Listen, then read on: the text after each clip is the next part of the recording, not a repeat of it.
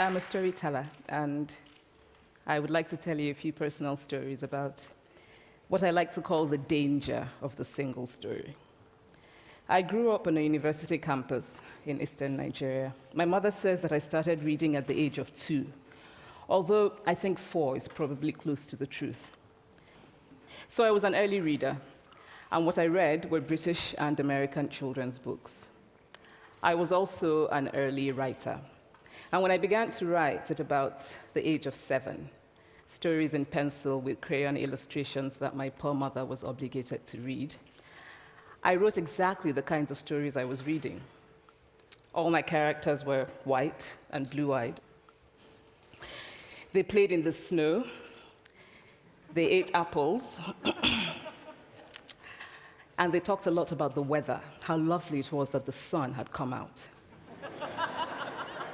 Now, this despite the fact that I lived in Nigeria. I had never been outside Nigeria. We didn't have snow. We ate mangoes. And we never talked about the weather because there was no need to. What this demonstrates, I think, is how impressionable and vulnerable we are in the face of a story, particularly as children.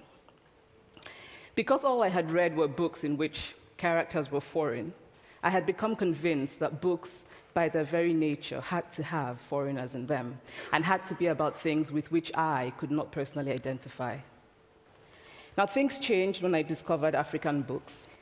Years later, I thought about this when I left Nigeria to go to university in the United States. I was 19.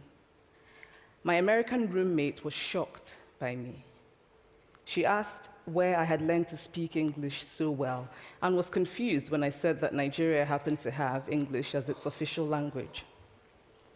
She asked if she could listen to what she called my tribal music and was consequently very disappointed when I produced my tape of Mariah Carey.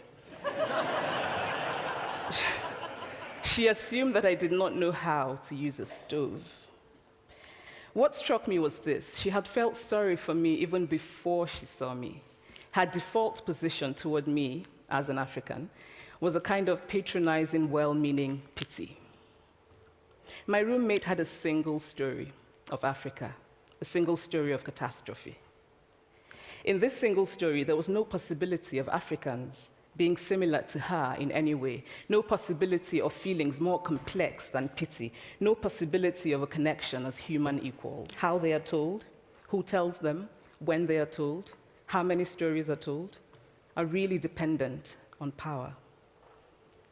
Power is the ability not just to tell the story of another person, but to make it the definitive story of that person. I recently spoke at a university where a student told me that it was such a shame that Nigerian men were physical abusers like the father character in my novel. I told him that I had just read a novel called American Psycho, and that it was such a shame that young Americans were serial murderers.